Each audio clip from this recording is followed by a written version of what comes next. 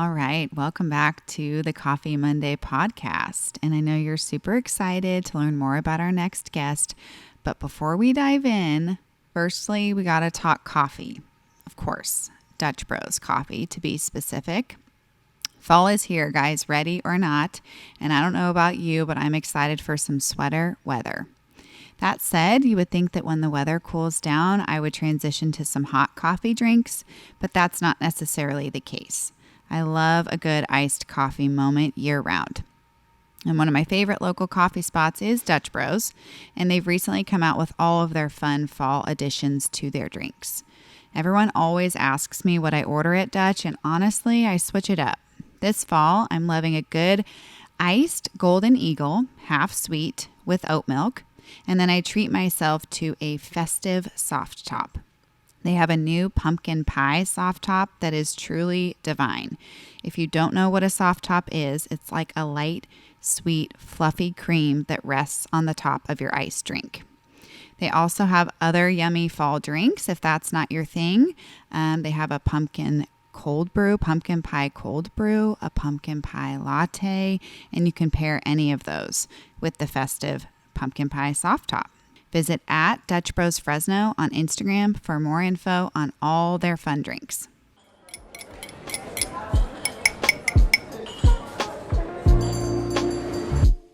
Coffee Monday is more than a podcast. It's a movement to reshape the way we approach Mondays and the week ahead. It's about embracing the reality that work doesn't have to dominate our lives. It's about finding that sweet spot where passion, purpose, and a cup of motivation connect.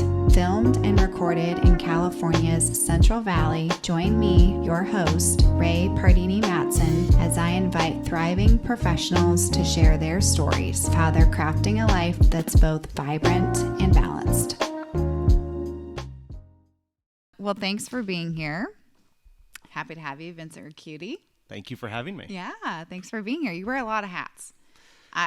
A lot. So what, COO of PR Farms, which I want to talk more about. Co-founder of Enzo Olive Oil Company. Yep. Managing partner of Heritage Development Company. You're involved in a wine brand that I also want to talk about. Absolutely. You're a proud Fresno State alum and have been involved with the university. Proud husband, father, son, friend, all the things. All the things. Wow. Thanks for being here. That's a lot. Absolutely. Thanks for having me. That's a lot to juggle, and we're really, really happy to have you here. So tell us about yourself, Vincent. You grew up in Fresno, born and raised, and your family is in ag. Let's talk about that. Yeah. So I'm the fourth generation on our family business. My great grandfather immigrated here on my dad's side, and put down roots in New York. That's where my grandfather was born, and then they immediately came out to California. And my great grandfather was in row crops and those types of things. When my grandfather came back from World War II is when PR Farms was really born. So it was incorporated in the 40s and kind of really took off. And what you see of PR Farms now was really, those roots were put in right after World War II. And yeah, my dad, started running PR Farms, and now I'm poised to take over the reins as the next generation. Very cool. So do you see your dad every day? What's the family business dynamic like? No, I'm absolutely. always curious with that. I see my dad every day. His office/conference room is across the hall from mine. We're constantly talking about something, or he's popping in my office, I'm popping in his. I also see my mother every day with her role in ENZO'S Table. So there's always a lot going on. So fun. So how do you juggle that? I mean, you have multiple properties, your office, obviously, that you go to with your dad. Do you share time in other areas, or tell me, I'm always curious too, how people spend their days and kind of structure their time. So what does a work day or work week look like for you? Well, every single day is very different. Yeah. I'll start with that, and especially depending on what time of year that we're in. Right now we're in the middle of harvest, and so it's even more chaotic. But we are very much spread out. We don't have like a singular campus where I can jump around to different buildings. My office is located on the corner of Shepherd and Willow.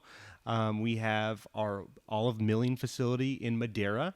on 99, Highway 99, and between Avenue 7 and 8. And then we have our almond facility on Highway 99 and 18 and a half.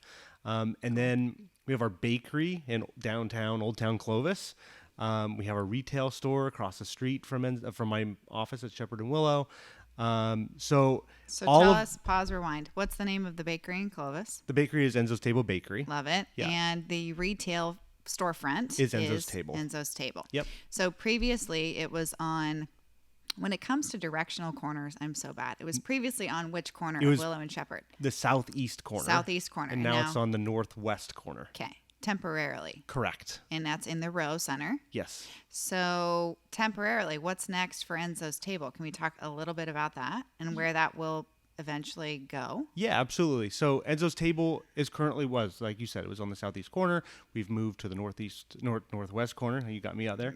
To the northwest corner temporarily. The next project for Heritage Development Company is a new retail center called the Avenue, which is diagonal from the Row. And the plan is to build a new flagship store for Enzo's Table.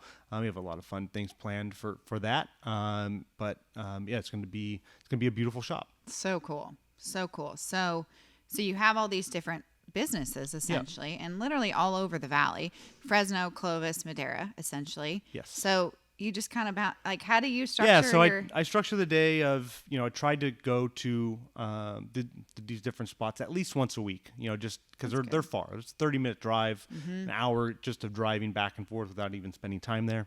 So I try and get there as often as possible. When not, we have scheduled meetings. So we have product development meeting scheduled once a week, an operations meeting scheduled once a week with different team members. And we either get on, we get on Zoom, and we use Slack a lot. Especially on the Enzo side, we use Slack a lot. And then we use Heritage Development Company for the real estate side. We also use Slack. That is a partnership with the Parnagian family and Fowler Packing. So on Heritage, we have two different companies that are coming together with that, or two different families.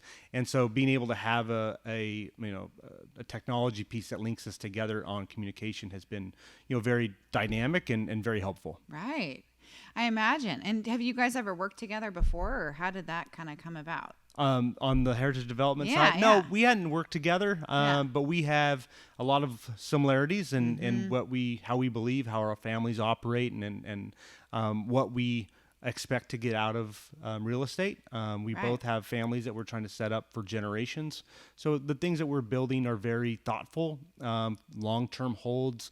We're not looking to buy things and flip things. So when we're investing in something, it's for the long haul, which love that. When you're doing that, your beliefs on how it's going to be built and how it's going to be developed are very different than if you're trying to just build it and flip it, and it's not going to be yours in 5 years. This is hopefully going to be built for my children and my children's children as a legacy piece. Love that. And you're already fourth generation. Yeah. Which is so cool. So did the kids ever come with you to work? You have three littles. Yep. Twins are how old? The girls are 8 years old, and my son is 5. So Cute. they're they come to work, especially during the holidays when we're there a lot, and during summer. It's a lot of fun. Love that. So cool. So from an outsider's perspective, a fan of the Enzo brand, a friend of yours, obviously have known your background with Enzo. Yeah. But to me, it seems like the land development piece is a recent thing, but you said your family's been a part of that for years and years. Yeah. Right? So on the real estate side, PR Farms, Ricchiuti family. Yes, we're known as being farmers. However, we have been, buying, developing land and holding it with, via farming for generations. My grandfather did it. My dad's done it.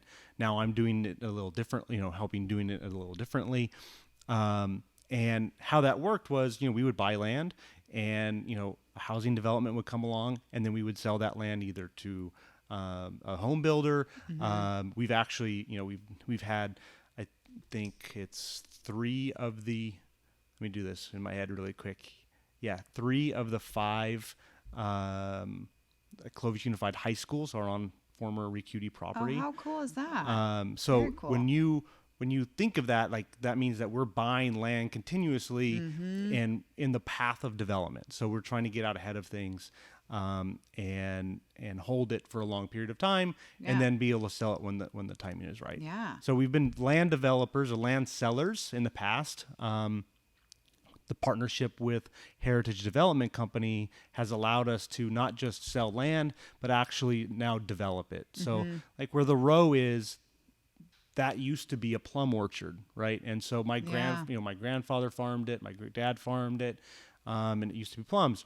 And I remember vividly walking across the street, going to those fields, having them picked, all those types of things. Now that piece of property is still in our family, but it is now in a different form. We're now harvesting it in a different way for generations to come. Love that. Now, tell me, as an observation, I feel like I've noticed a lot of the businesses at the row are local. Yeah. Was that intentional, or is that a coincidence, or no?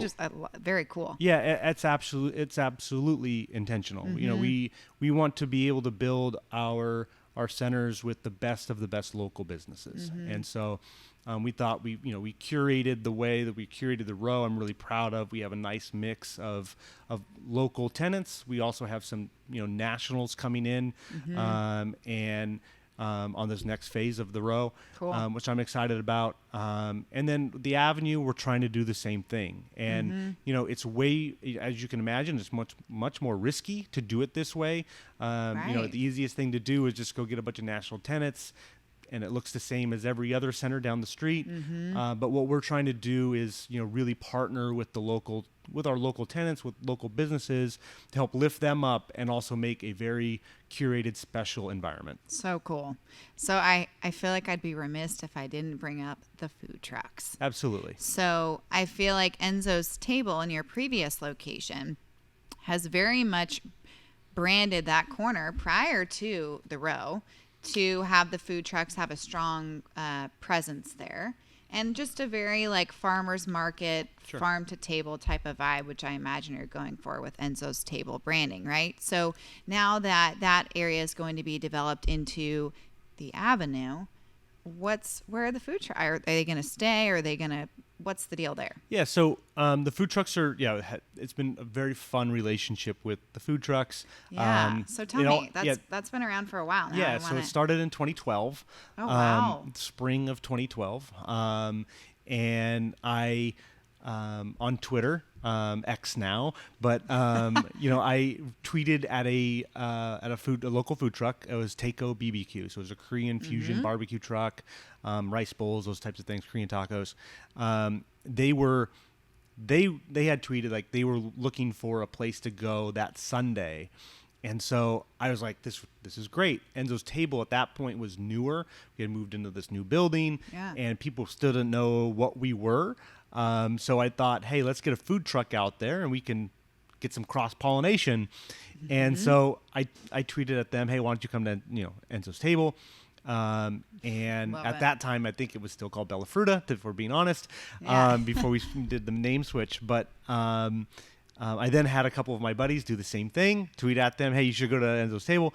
And it worked. They showed up the next day, and they were there for the next 9 years. I think he's retired now and moved back east, that specific truck. Yeah. But he was the catalyst for what you see now. And now we have a lot more trucks out there all the time. Yeah, so cool. So are they going to stay? I feel like they're still there, right? Yeah, to get back to that. So they're still there. Yeah. Currently, however, the plan is that we're going to have them park in a more quasi-permanent location with a dedicated parking lot and dedicated area on the south side of Shepherd, where our packing house is now. We've got a parking lot there that is almost done being constructed, and that's where they're going to be parking. Love it. Love it. So still in the same area. Same intersection, just about 100 yards away. Yeah. No, absolutely. That's so cool. So cool. Love that.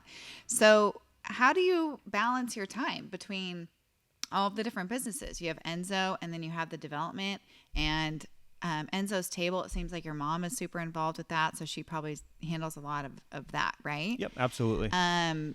and the farming side of the business. Like, do you find yourself gravitating to one certain area more, or do you try to, as you mentioned, kind of spread the love a little bit? Definitely have to spread the love. Yeah. But you also have to trust your managers and trust the people that you are working with, right? So we're blessed to have a great team around us, great family involvement with my mom and my dad and myself, and we're trying to, you have to then work with your managers and really trust them and have a good line of communication to your whole team. And yeah, so it's all about communication and trust. Right. Yeah, we use Slack too. You mentioned that earlier. That's No, it's great. amazing. We've been using it now for I think 5 or 6 years, and it was it's a great tool. It gets everybody on board, and everybody can kind of see what's going on, and it doesn't clutter up your email inbox. And as you can imagine, my email can get out of control very quickly, so you kind of lose track of what is in your email. Right. And this way, there's notifications. It's just a totally different form of communication. Right. Works really well. So I love that, and I feel like you got to stay organized, right? For sure. Does Ashley keep you organized, or are you organized, or do you have help? Like, how do you stay organized? She absolutely helps me stay organized. Yeah. We, during the week, again, good communication. We actually have our own family Slack channel, our Slack team. And so we sit down on the weekends and we kind of go over the week, and we can understand what's going to happen that week. We meal plan on the weekends for that upcoming week. So it's actually one of my responsibilities to sit down and plan out what we're going to have for dinner for the whole week. And so we, on Mondays or, whatever it is. And then and Tuesday us go on through. She'll then build the grocery shopping list. One of us will go on Sunday, get the groceries for the week. And then it just takes out the guessing game of at 4 o'clock or 5 o'clock on Tuesday night. Hey, what's for dinner? And then you're just like, oh, I'm just going to pick. Can you pick something up on your way home? Yeah. And we did that for a few months after having kids, and it got old really, really fast. I feel that. Yeah. So do you cook together? Do you cook? Does she cook? Do we you both switch cook. Off? She's cook. She's cooking during the week. Yeah. I enjoy having projects to cook on the weekends with her or with the kids. We love to cook even with the kids at the most. Sweet. This last weekend we made pizza. Rocco helped me, put everything on the pizzas, do all those types of things. The last weekend, we grilled lamb chops. Again, the kids helped make the salsa verde, all those types of things. We get them involved so that it's, when you do that, our belief is that when you do that with kids, it removes the guessing game of what it is that they're eating, so they feel more comfortable eating it. And it also, it's less intimidating, right? So they know what's in it. They have buy-in because they helped make this, so now they want to try it. And anyway, it's a fun thing to do. So great. And you guys all eat the same meal. I know that's a silly question, but I have to ask, right? Like, you all eat the same meal, kids included. Yeah, kids included. Yeah, I love that. We sit down every night for dinner, the 5 of us. Yes. And that's a great time for, one of my favorite things to do is kind of go around the horn and around the table, and ask them, now that Rocco is also in school, in kindergarten, asking them what they learned that day, what happened on the playground, all those types of things, and really having some 3-on-1 time, if you will. Yeah, cute. So I feel like I don't even know. I feel like there's a better word for it, but I do feel like you're a foodie. Like, you very much enjoy good food. For sure. You traveled all over the world eating, enjoying making good food. Like, did you grow up that way? Are your parents that way? Or do you have a personal love for it? Or where did that come from? I'm curious. I think that a lot of it listen, I'm full-blooded 100% Italian, right? So food is very much in our culture. Right. From both sides of my family, from my dad's side of the family, from my mom's side of the family. I would say that my love for cooking really came from my mom's mother. So my grandmother on my mom's side. She always we would always go over there for Sunday dinners or other random nights for dinner, and I always wanted to help. and she always Sweet. let me help. And so that's kind of where it all got started. And then, food has definitely been a passion of mine. And now having Enzo, Enzo Olive Oil Company, when we started it, I quickly learned that having this bottle of olive oil in my hands was like a backstage pass to professional kitchens and connecting with chefs and being able to really kind of nerd out on food and understand what's going on. I love that. I feel like I want to kind of dive into the Enzo piece a little Absolutely. bit too. So, because quality is never compromised with anything that you do. And I think as a person who's a fan of the brand, I can taste and see it. But like you said, I loved your term of like the backstage pass with chefs and whatnot, because the professionals in the kitchen also see it too. For sure. So how did you get to this place of like not compromising the quality of the product? Like, have you always been to that level, or have you grown into that? And what essentially would you say, this is a loaded question, so you can think about it, but like, what would you say sets Enzo apart from other olive oils? I mean, so Enzo, when we started the company, one of the benchmarks that we really wanted to do was we wanted to make award-winning extra virgin olive oil.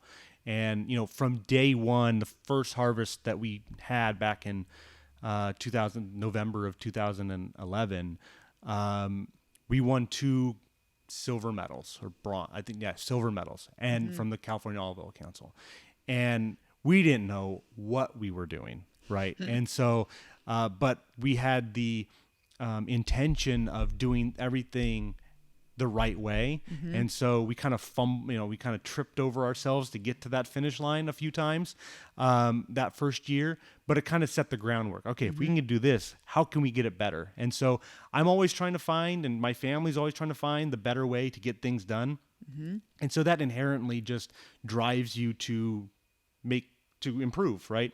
Right. And in the past, I used to work for Fresno State football, and we can maybe talk about that later too. Yeah, but for sure. one of the things that Coach Hill would say to the team on before practice was, today you're either gonna get better, or you're gonna get worse. Nobody stays the same. So what are you going to do today?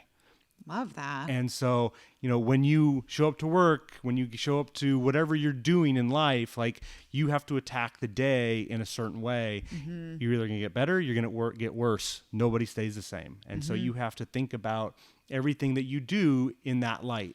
And so on the olive oil side, we've spent a lot of time, energy in making sure that our team is very good, educating our team. If they ever come to me and ask, hey, there's an olive oil seminar, can I go to it? Absolutely go. Like, it's not even a hesitation. Yeah. Go. I want you to have the passion that I have about this product. And there's no better way than that is than them discovering it on their own. So yeah. So many awards have been won over the years. A lot. And the branding. Let's talk about Enzo, the name, and the branding. Sure. Can we touch on that? Absolutely. Okay. So where did it come about? For those that don't already know the history of the family and the brand and all of that. So Enzo Olive Oil Company, so we planted the first olive trees in 2008, and then our first harvest was 2011. We hired a branding designer out of the Seattle area. His name is Bruce Hale, and he has been working with us ever since. So, which is crazy. It's amazing. The longevity and the partnership that we've had with him has been great. How we came across the name on Enzo is my great grandfather's name was Vincenzo.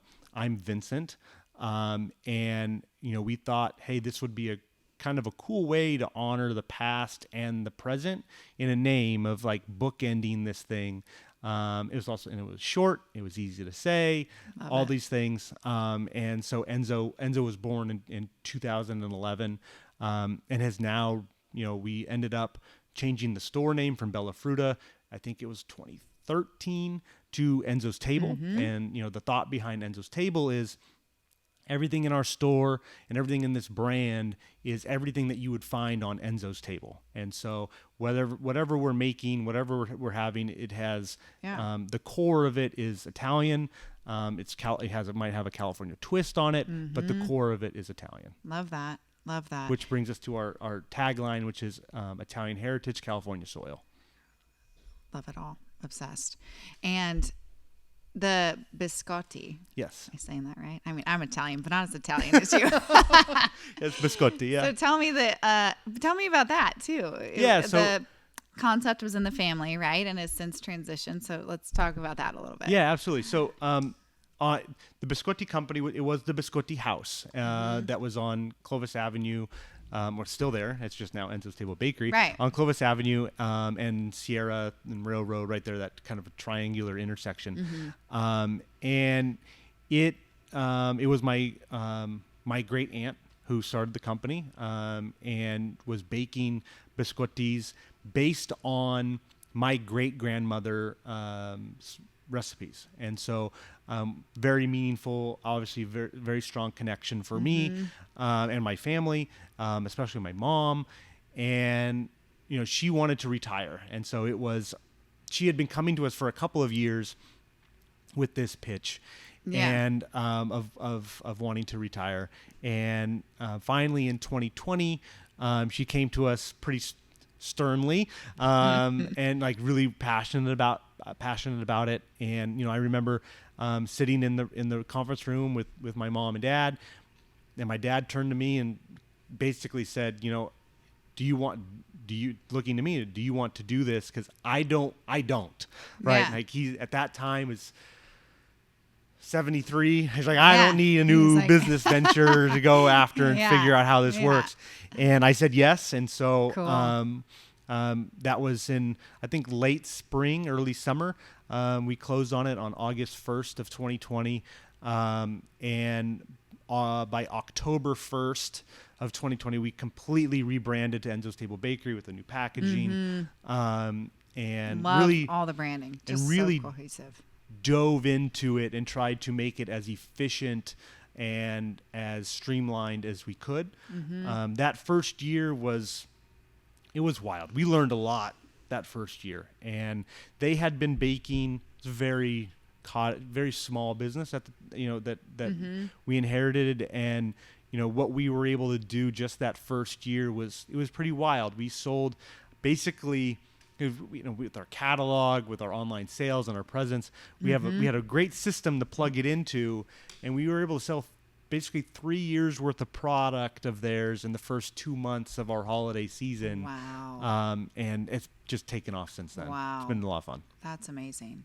So, I mean, I imagine a lot of the listeners are local here on the podcast, but not necessarily. I mean, they could be all over. And I feel like the Enzo brand reaches much further out of the Central Valley. For sure. So I kind of want to touch on the catalog a little bit first. I think that's a natural segue. Thank you for bringing me the latest copy here. Absolutely. That's our late summer edition. This is the late summer edition. Love it. And okay, so how frequently do you release a catalog? Seasonally? We have 8 mailings a year. So 8 mailings a year. Okay. Yeah, so it is definitely seasonally. We have if we want to start the year, we have a late winter that usually comes out in January, February. And then we have a spring and an early summer, and then we have a late summer, and then we get into the fall. We have 2 issues in the fall, and then we have 3 issues during Christmas. Wow. So are they distributed all over the nation? Absolutely. So wow. We have customers all over the country. It's very heavy on the coasts. So East Coast, West Coast are the most of our customers. But yeah, and everything sprinkled everything obviously in between. Right. And we, the core business of Enzo's Table, the store, is really trying to be that Italian heritage California soil, right?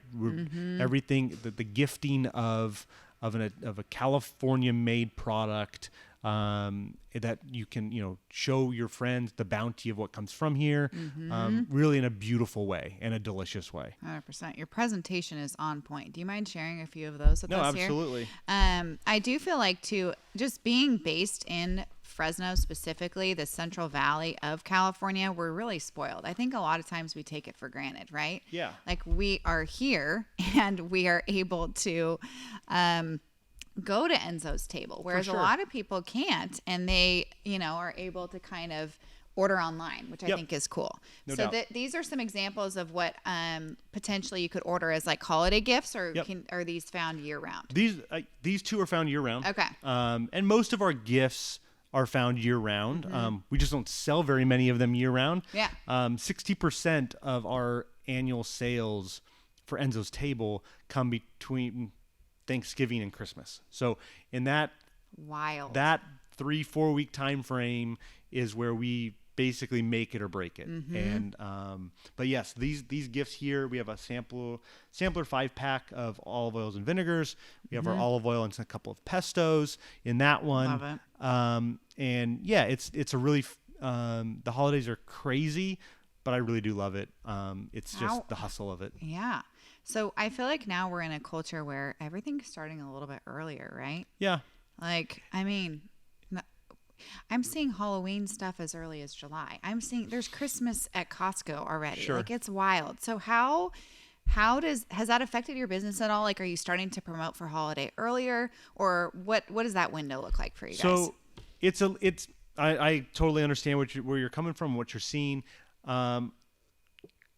COVID really moved things up for us because people were afraid that their gift might not get to the person in time because UPS, FedEx, all these people were having, it was on the news every day, package delays. And also because there were a lot of supply constraints. Right. We could have people were running out of products, being sold out early. That was definitely the case in 20 and 21. 22, it started to ease back to normal, where supply constraints weren't really an issue anymore. UPS had figured out how to, deliver packages more efficiently, and also people were just buying less stuff. They're actually going to stores again and out and about. Good point. And so those pressures had released. So now we're expecting a more traditional holiday shopping season, more than we're used, back to when prior to COVID. Right. And because people if I'm going to give you a gift, I don't really want you to receive that gift on December 2nd, right? I want you to get it as close to Christmas as possible. So our busiest time from a shipping standpoint is, the week prior to December 17th. So pretty much December 7th. December 17th is the online store sales actually just kind of completely fall off the cliff. The reason for that is if you're shipping to the East Coast after December 17th, it is more risky that it's not going to get there. True. Right. So especially from California. So those sales really fall off. But prior to that, it's a zoo. Yeah, wow. And then after December 17th, even though the online store sales have fallen off, that's when the in-person store just goes the last crazy. minuters are like, Absolutely. I know I can physically pick it up and bring it. I'm going to go get that bottle of olive oil. And the We're going to a packaging dinner is party. clearly on point. Right. It's literally ready to go. Yeah. Yeah. Very cool. Interesting. So starting the business, did you have one extra virgin olive oil, or did you launch with a couple? Let's talk about your kind of It's a layered answer. I know, right? So that first year, we had 3 varieties, but we were not ready to release 3 varieties. So we had our delicate, medium, and bold in tanks, but we were only selling our medium. And we that first year, and then year 2, we were able to finally start moving all 3. So we kind of building up to it. Yeah. Like I said, year 1. We had no idea what we were doing. You learn a lot. We learned a lot. Yeah. But now, so we have 3 extra virgins, the delicate, medium, and bold, which are actually 3 separate varieties of olive. So we have grow Arbequina, Arbosana, and Corniki. The Arbequina goes into the delicate, the Arbosana goes into the medium, and the Corniki goes into the bold. Then from there, we have 2 infused olive oils. And those were the first additions that we did to the extra virgin line. So what we do there is we take extra virgin olive oil that we've made at harvest, and we take the essential oils of Meyer lemon and garlic and infuse them into the extra virgin oil, right? And it gives you a very stable product that we can make year-round, on demand, and they're delicious. They're very good sellers for us, as you can imagine. The Meyer lemon is great in addition to salads or on fish, those types of things. The garlic, very popular. People can put on their bread, instant garlic bread, throw it into mashed potatoes at Thanksgiving, instant garlic mashed potatoes, all kinds of fun stuff. The next step is where we really started to get into the more artisanal flavoring of olive oils. And those are, we have 4 of them. We have Eureka lemon, we have basil, we have clementine, and our Fresno chili. Yep. And so how we make those is very different than the infused olive oils. We actually take the raw ingredients of basil, clementine, Eureka lemon, Fresno chili, and we put them into the crusher while we are crushing the olives. Oh, wow. So they get fused, not infused, but fused together at that point. And then they go through the normal process of making olive oil. And what comes out the end is clementine olive oil, Fresno chili olive oil. And we make a very limited run of that every year. We're usually in the 400 gallons ish range every year. We're just trying to make enough that we can sell through it, make a new batch of this next year. It's a very special way to make it. Like the Fresno chilies, it's my favorite flavored olive oil by far, Me if we're too. being honest. Yeah. We grow all the chilies ourselves. And then we. Oh, cool. And so then, not obviously the olives, obviously. Yes. But, oh, cool. So it's a the very chilies cool. Too. Yeah. Love that. Yep. So it's hard to find that many Fresno chilies on the market. At the time that we need them. So we kind of figured out a way to grow them ourselves. Very and cool. I enjoyed it on my avocado toast this morning. There you go. Like most every morning. Yep. It's 10 out of 10. Yep. Love that. Very cool. And then, I mean, I've seen it too incorporated into different menu items in local restaurants. And Enzo's fries being one of them. Fries, right? Yep. Love. Yeah. So you say fresh crushed. That's a tongue twister. Yep. Fresh crushed. So cool. So what do you like putting this on? So like at home, you and Ashley are chefs. I mean, Ashley definitely, she loves spicy things, so she puts it on absolutely everything. But pastas, soups,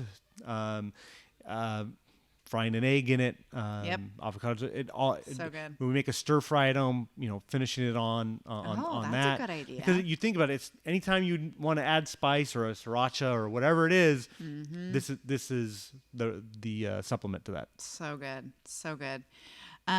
So tell me, kind of transitioning a little bit into like community involvement. You mentioned a while ago the Fresno State connection. Yeah. You went to Fresno State. I did.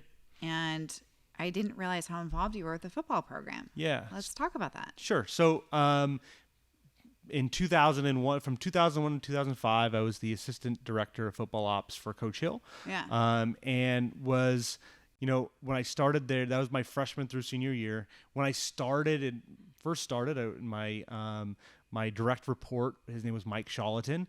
And now Mike is the director of college scouting for the Minnesota Vikings. And him and I remained very good friends. So cool. So I started there in 2001, and I kept, every year my responsibilities just got more and more and more and more.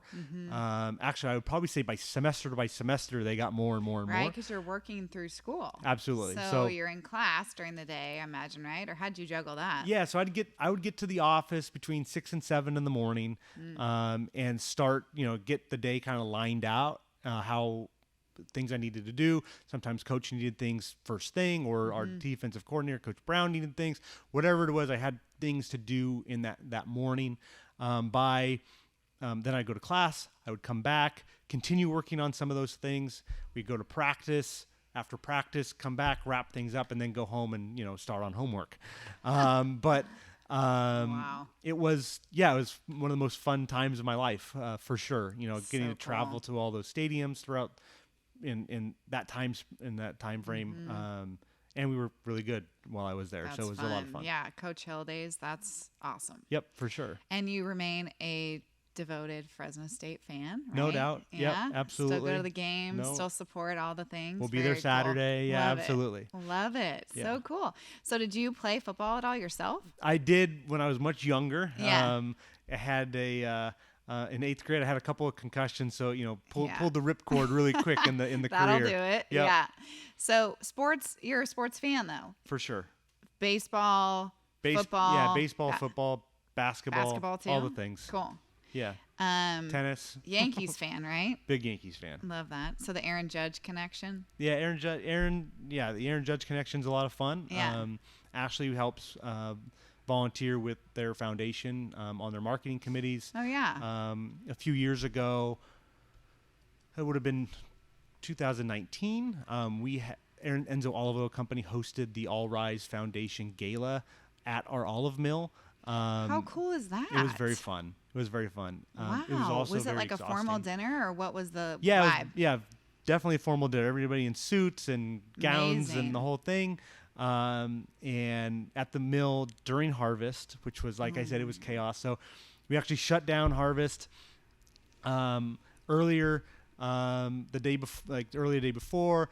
And actually, I think the day of, I think we were still running some olives. And then we stopped around noon. They moved in. We cleaned everything, got everything set up, had the party. Party ends, tear down time, because our crew is going to be back in the next morning at like 6 a.m. to start making olive oil again. It was a wild 24 hours, but it was a lot of fun. And you pulled it off. Pulled it off. So cool. Love that. Yeah, the All Rise Foundation does great work. We've worked with them on other accounts as well. And just a cool Fresno connection, too, that you guys are involved in. You do it with Ashley, which is great. Yep.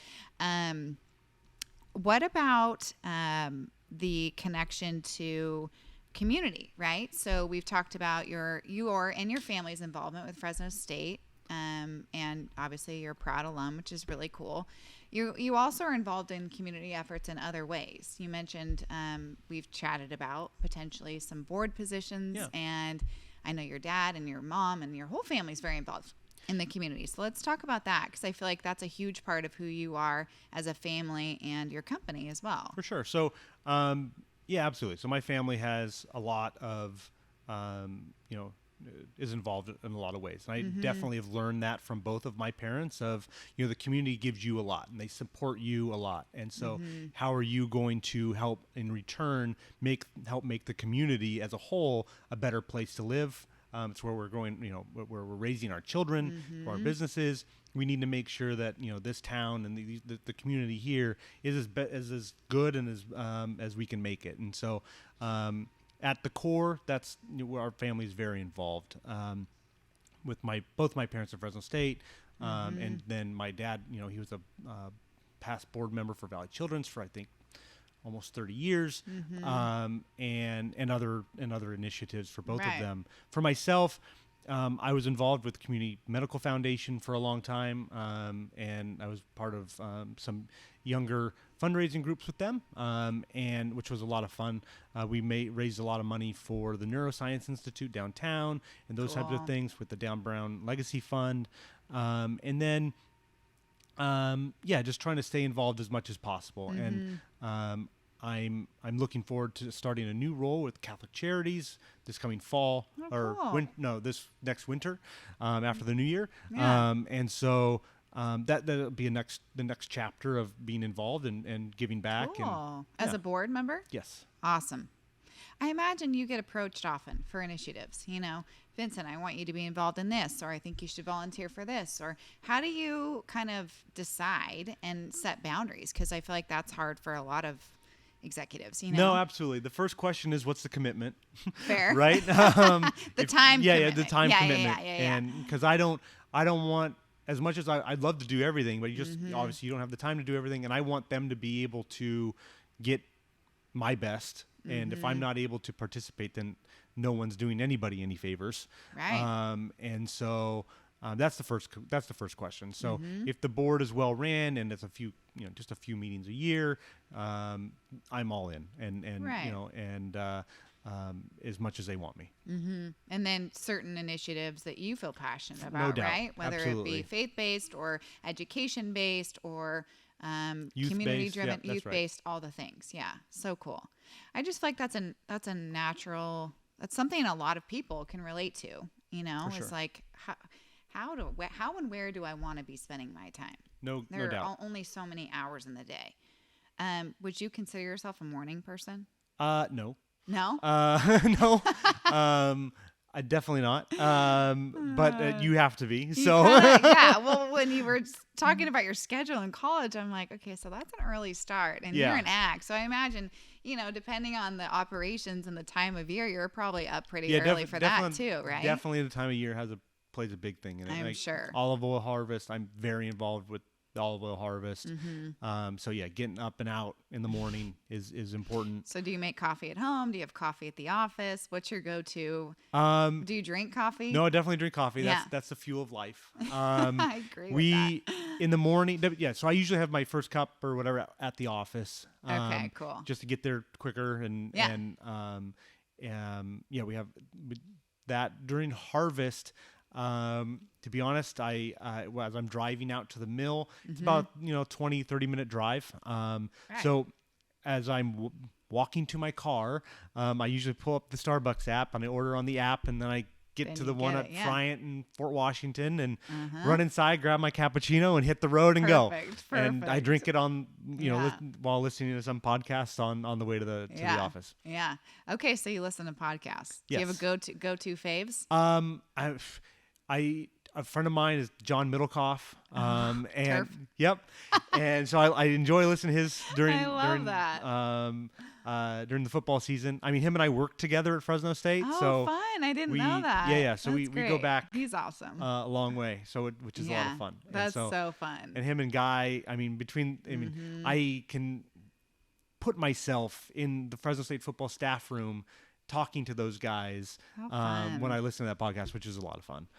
I mean, I hate to say the glory days, but like that sounds like a fun crew to be with at Oh, Fresno it was a State lot of during that fun, time, for right? sure. Like that's so fun.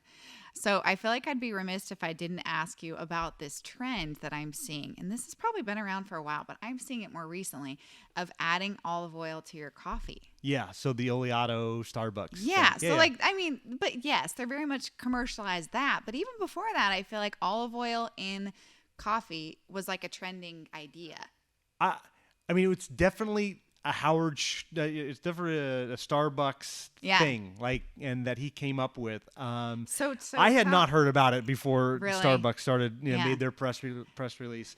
So you know how like some people like whether it's on TikTok, Instagram, or YouTube, whatever, how some people love certain types of videos. Like some people love baking videos and Sure. they like watching those Yep. or assembling certain things. My thing is watching people do coffee drinks. Okay. There's very cool people that have like very stylized shoots and they do these coffee drinks and they're magic. I mean, amazing. And I've seen My Instagram algorithm does not have that in it. So, I'm sure, yeah. But that's great. So anyway, I've seen it done, but you're right. Starbucks absolutely made it a thing and more approachable for people. For sure. Tell me, like, what's the benefit? Yeah, the benefit is the health benefit, right? So Yeah. olive oil inherently is extremely healthy for you, especially if it's really good extra virgin olive oil that's fresh, right? So high polyphenols, good fat, like there's a lot of good things in olive oil. Right. And so, a lot of people around the globe, like they have a teaspoon, a tablespoon of olive oil every day, basically as for medicinal purposes. So if you can incorporate that into your coffee, it's an easier way to do it, which was Starbucks' idea is like, Right. it's going to be this next like paleo thing. And I've started trying it at home when he made that. It is good. I mean, it's a little different, Yeah. obviously, but like when you incorporate it into your milk foam, it makes So that's a good idea. it's a Putting really it in the nice foam. it's a really nice texture for the foam. Yeah. So if you're that. looking for some extra polyphenols, absolutely. Yeah, I'm gonna try it. Does it so it changes the taste a little bit? Yeah. I mean, depending on it also depends on the olive oil, right? So Right. each olive oil has its own flavor profile based on the variety, just like wine does. So depending on which olive oil you put in there, one olive oil might be nutty, one might be grassy. So yeah, it's definitely going to change the flavor of the coffee. I mean, even the words you're using to describe the olive oil taste, like you've traveled all over the world. I Sure. imagine that's like your R&D, right? Like you're kind of experimenting with different flavor profiles and learning about new recipes and things to always improve the Enzo brand. So you've mentioned you've been to Italy. You're 100%. I didn't know you were 100% Italian. Yeah, I knew you were 100%. very Italian, but I didn't realize that's so cool. I feel like nowadays it's, very cool to be 100% of For sure. anything. Yep. So you go to Italy. What, once a year, twice a year, The last every couple- other year? I mean, prior to I was going every 3 to 4 years, pre-COVID. Yeah. And then also pre-kids, I should say. I should quantify that as well. True. But then there was a gap there for a while. But the last 2 summers, Ashley and I have gone and taken our kids. And 2 years ago, I was able to take my grandfather, who's 90, and with my mom, and which was really special on a family front. Like he was able to show my kids, the town that he grew up in, the church that he went to, where his house was, all these things, and like really layer it in, and so that they could, we took video and pictures, and so to help them remember, and really making that connection to their past, and that was a lot of fun. And while you're there, obviously you're immersed in the food culture and the cafe culture that is there, and it's very inspiring. And this last year, we actually went more to the north, so we typically go to the south, and this year we went to the north, and we visited Emilia Romagna and all these the rich food culture that is up there, Parma, Modena, and I was able to visit our vinegar makers, the company that has made our vinegar for the last 8 or 9 years, and got to see how they make it and taste different vinegars that they make. And we were able to taste 25, 75, 100-year-old balsamic vinegars. And again, very inspiring, very cool way to do things. That would be my dream. I love balsamic and olive oil, of course. Yeah, for sure. But Balsamic's they great. have a good little marriage going on there. There's a reason why they put them together. Tell me. Oh, yes. Fantastic. This is my favorite. So I feel like, too, it obviously has a little bit more of like a vinegary taste. I think, too, sometimes people with a palate of wanting balsamic kind of gear towards more like deeper red wines and that sort of thing, And casually, you mentioned you also are in the wine. You help make wine. You're a part of a wine brand. Let's talk about that. Yeah. So the wine brand is My Italian Cousin. My Italian Cousin. I love that. And it is. I love that. It's. I love wine, obviously. I love Cabernet Sauvignon, and that's what it is. But my father's one of his best friends is Marcello Monticelli, who was so Italian. Very Italian I name. love that. Very Italian man. He was the head winemaker for Gallo up in Sonoma for, I think it was almost 50 years. And so he ran the winemaking programs there and taught everybody how to make wine, and created all of their blends for all their different labels. So like Apothic and all these different like very big money makers for them. Like he was the master blender for them, a master winemaker. And so he has 3 sons, 2 of which are also winemakers. And Massimo is a good friend of mine, and we'd always talked about wanting to maybe create a wine label together. And so back in 2012 was our first vintage. We released it in 2014. Cool. And yeah, it was a lot of fun. We had a party. Our first party to release the wine was in our old store at Enzo's Table. And I remember making the cheers and welcoming everybody. And that's also when I announced to, 150 people that were there that Ashley was pregnant. And we had to cheers again because we were having twins. And so anyway, it's a fun way to weave in the family stories. And timing, right? Sure. Like you remember that pivotal moment in your life. Yeah, no doubt. All the new beginnings. For so sure. Cool. So can you buy the wine at Enzo's Table? You can. You can buy the wine at Enzo's Table, Sam's Italian Deli. Oh, cool. It's also on the menu at both Annex, Anesso, and Five. Oh, cool. And yeah, we've won this last year's the 2019 vintage. We won Best in Show by Sunset Magazine and double golds, and it's really great. It's a lot of fun to have. Amazing. Well, Vincent, you have so much going on. Like, wow. Thank you for telling your story. No, this is thank so you for fun. having me today. Yeah, I appreciate it. And to keep following along your story, follow on social media, Enzo Olive Oil, Enzo's Table. And appreciate your time. No, Thanks for doing this. Yeah. Absolutely. Thanks for listening. Feel free to rate and review this episode here and connect with us on Instagram if you have any thoughts, questions, or any guest suggestions. Thanks.